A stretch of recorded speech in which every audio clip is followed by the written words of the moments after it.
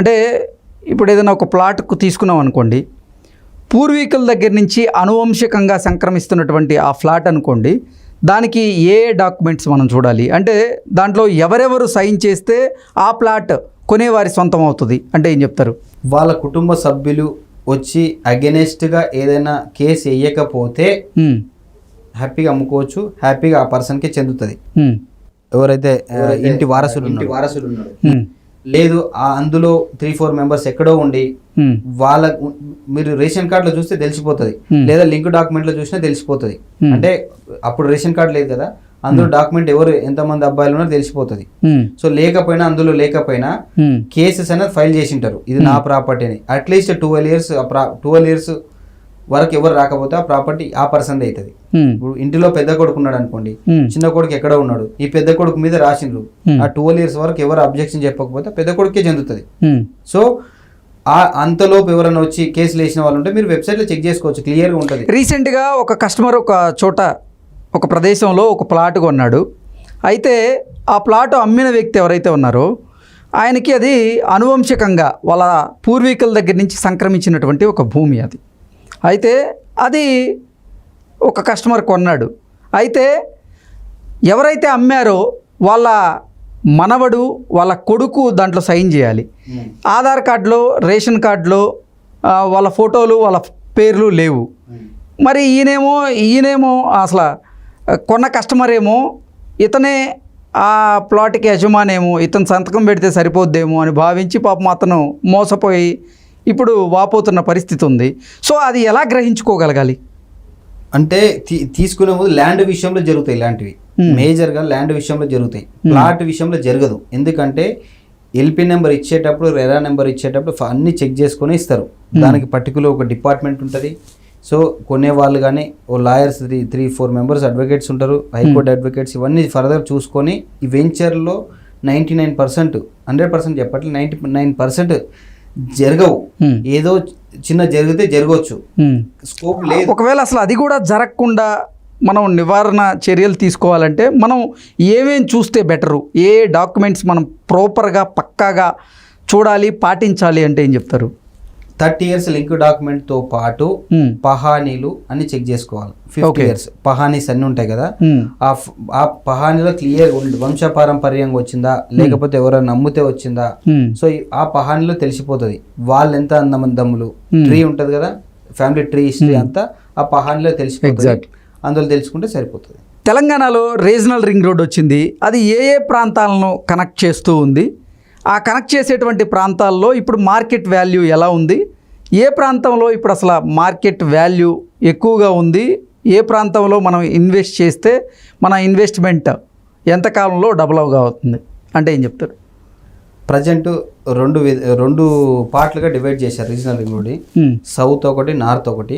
So north part almost land pulling అయిపోతుంది, survey అంతా complete అయిపోయింది. ఎక్కడెక్కడ కనెక్ట్ చేస్తుంది అది? ఇప్పుడు మనకు బాంబే హైవే తీసుకోండి, బాంబే హైవే సంగారెడ్డి నుంచి మన వరంగల్ హైవే నుంచి విజయవాడ హైవే చోటుపల్లి దగ్గర కనెక్ట్ అవుతుంది. ఇదంతా నార్త్ పార్ట్. సౌత్ పార్ట్ వచ్చి చోటుపల్లి టు ఆమన్గల్ టు షాద్ నగర్ నుంచి మళ్ళీ టు బాంబే హైవే కనెక్ట్ అవుతుంది.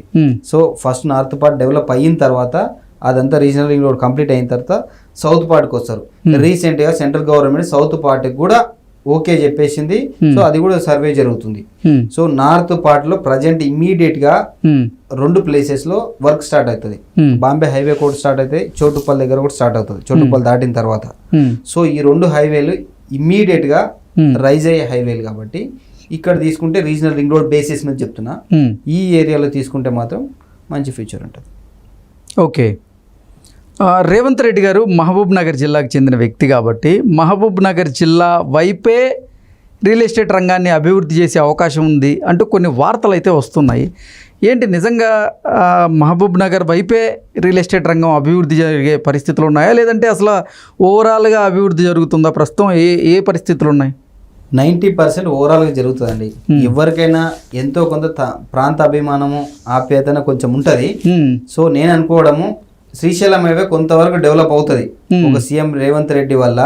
నేను కూడా సీఎంని అన్నట్టు వాళ్ళ ప్రాంతానికి ఏదో అట్లీస్ట్ ఎంతో కొంత ఎక్కువ చేయాలి కాబట్టి ఆ ఏరియా కొంత స్పీడ్ అవుతుంది వరకు. తెలంగాణ ముఖ్యమంత్రిగా రేవంత్ రెడ్డి గారు ప్రమాణ స్వీకారం చేసిన తర్వాత శ్రీశైలం హైవే వైపే ఎక్కువగా రియల్ ఎస్టేట్ డెవలప్ అయిందని మనం భావించవచ్చు. అయితే డెవలప్ అయ్యిందని భావించలేము, డెవలప్ అవుతుందని భావించవచ్చు. ఓకే, అంటే డెవలప్ కాబోతుంది. అవునండి. ఇప్పుడు ఎలా ఉంది అక్కడ market value? Srisailam well and good. ఇప్పుడు ఏంటంటే అప్ టు కడతాల్ ఆమన్గల్ వరకు సూపర్గా ఉంది. నెక్స్ట్ ఈ గవర్నమెంట్ వచ్చాక, రేవంత్ రెడ్డి గారు వచ్చాక కల్వకుర్తి వరకు మంచిగా ఉంది. ఓకే, తూర్పు వైపు మీకు అప్ టు చుట్టాల వరకు పెట్టుకున్న ప్రాబ్లం లేదు. చోటుపల్లి వరకు ది బెస్ట్, అసలు బ్యూటిఫుల్. చోటుపల్లి వరకు అసలు మీకు డోకలేదు.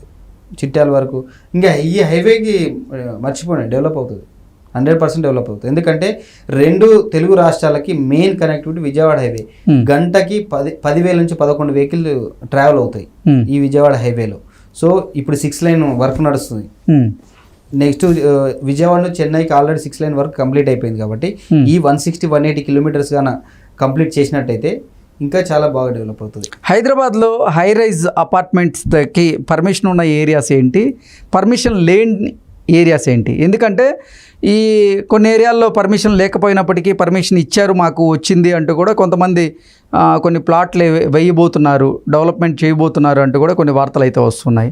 సో హై రైజ్ అపార్ట్మెంట్స్కి ఎక్కడెక్కడ పర్మిషన్ ఉంది, ఎక్కడెక్కడ లేదు అంటే ఏం చెప్తారు? హై రైజ్ అపార్ట్మెంట్కి క్లియర్గా మాస్టర్ ప్లాన్లో ఉంటుంది. మనం ఏదైతే మాస్టర్ ప్లాన్ తీసుకుంటాం 2031 దాంట్లో మనం జోన్ల వైజ్ డివైడ్ అయి ఉంటుంది. R1, R2, R3, R4 commercial zone, residential zone అన్ని క్లియర్ ఉంటాయి. కన్జర్వేషన్ జోన్, బయో, ఇవన్నీ ఒక 45 జోన్లు ఉంటాయి. ఇది పెద్ద టాపిక్ ఇది. ఈ 45 జోన్లలో ఎక్కడ హైవే, ఎక్కడ హై రైజ్ బిల్డింగ్ కట్టుకోవచ్చు అని అందులో క్లియర్గా ఉంటుంది. సో అది చూసుకోవాలి. ఇక్కడే చూస్తున్నారు అందరూ, ఈ వెస్ట్ వైపే హై రైజ్ బిల్డింగ్స్ వచ్చినాయి అనుకుంటారు. రీసెంట్గా మనం చూసాము వనస్థలీపురంలో 25 ఫ్లోర్ల బిల్డింగ్ కడుతున్నారు. దాని పక్కన చింతలకుంటలో 40 ఫ్లోర్లకు అప్లై చేశారు.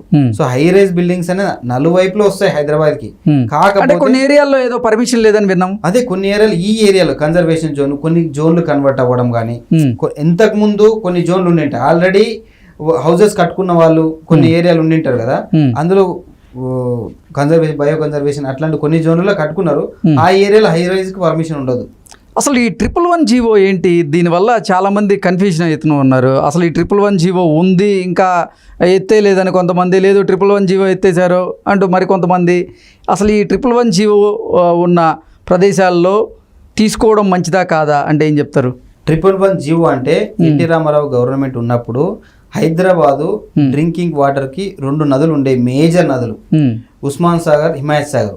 ఆ హిమాయత్ సాగర్, ఉస్మాన్ సాగర్ ఆ నదులు పొల్యూషన్ అవ్వద్దని చెప్పి ఆ 111 జియో పర్మిషన్ ఇచ్చారు. ఎందుకంటే జియో పాస్ చేశారు. ఎందుకంటే G+1 కంటే పర్మిషన్ ఎక్కువ ఉండొద్దు. ఆ G+1 హై రైజ్ బిల్డింగ్స్ వస్తే మీరు అన్నట్టు మొత్తం పొల్యూట్ అయిపోతాయి. ఆ చెరువులోకి వాటర్ వెళ్ళిపోతాయి, డ్రైనేజ్ కింద ఉన్న వాళ్ళు ఎట్లా తాగాలి డ్రింకింగ్ వాటర్. సో ఇలాంటి పొల్యూషన్ అవ్వద్దు అని చెప్పి 1991లో మన ఎన్టీ రామారావు ఉన్నప్పుడు ఆ గవర్నమెంట్ జియో అనేది పాస్ చేసింది. సో అందువల్ల ఆ ఏరియా ఇప్పుడు శంషాబాదు, గోల్కొండ, పెద్ద గోల్కొండ, అక్కడ నుంచి మీకు చేవెళ్ళే వరకు ఆ సరౌండింగ్ మొత్తం అసలు లేదు. 111 జియో ఎత్తేస్తారు అని నేను అనుకోవడం లేదు. అది సుప్రీంకోర్టులో ఉంది. సో ఇమీడియట్ గా ఎవరైనా చెప్పి 111 జియో ఎత్తేస్తారు, మీరు ప్లాట్ కొనుక్కోండి అంటే మీరు అప్రమత్తంగా ఉండండి. నా సజెషన్, నా పర్సనల్ గా మీరు తీసుకోకపోవడమే మంచిది. హైదరాబాద్ పరిసర ప్రాంతాల్లో 111 జీవో ఎన్ని గ్రామాల్లో ఉంది అమల్లో? దాదాపు 100కు పైగా గ్రామాల్లో ఈ 111 జీవో అమల్లో ఉంది. మనం బెంగళూరు హైవే లెఫ్ట్ రైట్ తీసుకుంటే లెఫ్ట్ కు పెద్ద గోల్కొండ కొంత పాటు, అదే విధంగా పాలమాకుల ఈ రైట్ సైడ్ లో తీసుకుంటే మనకు నార్సింగ్ బయట సైడ్ ఉస్మాన్ సాగర్, హిమాయత్ సాగర్ ఆ ఏరియాలో, రాజేంద్ర నగర్ లో కొంత పాటు, ఆ చేవెళ్ళే ఆ సరౌండింగ్ లో కొంత పాటు ఉంది. కాబట్టి ఈ గ్రామాల్లో ఎఫెక్ట్ ఉంది. సో ఆ గ్రామంలో తీసుకోకపోవడం మంచిది. ఓకే, అసలు 111 జీవో అమల్లో ఉన్న చోట్ల మాత్రం ఈ ల్యాండ్ డెవలప్మెంట్కి అసలు పర్మిషన్ అయితే ఉండదు. ల్యాండ్ డెవలప్మెంట్ ఉండదు. కానీ కొంతమంది సృష్టిస్తున్నారు, ఇక్కడ 111 జీవో లేదు అనే మోసాలకు పాల్పడుతున్నారంటూ కూడా కొన్ని వార్తలు చూసాము. ఎలా మోసాలకు పాల్పడుతున్నారు అంటే 111 జీవో ఉన్న చోట ఎలా మోసం చేయగలుగుతున్నారు? మోసం చేయగలుగుతున్నారు అంటే డాక్యుమెంట్ ఉంటుంది, రిజిస్టర్డ్ డాక్యుమెంట్. సో అది జీపీ గ్రామ పంచాయతీ లేఅవుట్ చేసి అమ్మి ఉంటారు. సో అందుకోసమే 2018 నుంచి తెలంగాణ గవర్నమెంట్, టీఆర్ఎస్ గవర్నమెంట్ ఉన్నప్పుడు 2018 నుంచి కంప్లీట్ ఇది వ్యానిష్ చేసింది. గ్రామ పంచాయతీ లేఅవుట్ లేదు, ఓన్లీ మున్సిపల్ పర్మిషన్ ఉండాలి, DTCP, HMDA permission. Hmm. So ఇవి మాత్రమే తీసుకొచ్చారు కాబట్టి Hmm. అప్పుడున్న గ్రామ పంచాయతీలో కొంతమంది వేసి ఉంటారు కదా, Hmm. So second document registration అవుతుంది కాబట్టి Hmm. ఇక్కడ మీరు హ్యాపీగా 10 ఫ్లోర్లు కట్టుకోవచ్చు అని చెప్తారు. Hmm. సో అలా మోసపోద్దండి. కంప్లీట్గా గూగుల్లోకి వెళ్తే 2031 మాస్టర్ ప్లాన్ దొరుకుతుంది. Okay. 111 జీవోలో క్లియర్ రెడ్ మార్క్ వేసి ఉంటుంది. Hmm. ఆ ఏరియా విలేజ్ నేమ్తో సహా ఉంటుంది, సర్వే నెంబర్తో సహా ఉంటుంది. అక్కడ తీసుకోకపోవడం మంచిది. ఓకే, అగ్రికల్చర్ ల్యాండ్స్ని కొంతమంది డెవలప్మెంట్ ల్యాండ్స్గా కన్వర్ట్ చేస్తున్నారు. అది కొంతమంది చూపించగలుగుతున్నారు, కొంతమంది చూపించలేకపోతున్నారు. అసలు కన్వర్ట్ చేశారో లేదో ఎలా తెలుసుకోగలం? మీకు వెబ్సైట్లో వెళ్తే క్లియర్ తెలిసిపోతుంది. ఎందుకంటే సపోజ్ మీరు కొనే ముందు కన్వర్ట్ చేసిన ఇదే లింక్ డాక్యుమెంట్లో ఫస్ట్ కాపీ నాల్ ఆర్డర్ ఉంటుంది. నాల్ ఆర్డర్ నాన్ అగ్రికల్చర్ కన్వర్షన్ ఉంటుంది కదా, నాల్ ఆర్డర్ ఫస్ట్ కాపీ అది ఉంటుంది. అందులో ఎన్ని ఎకరాలు ఏ సర్వే నెంబర్లో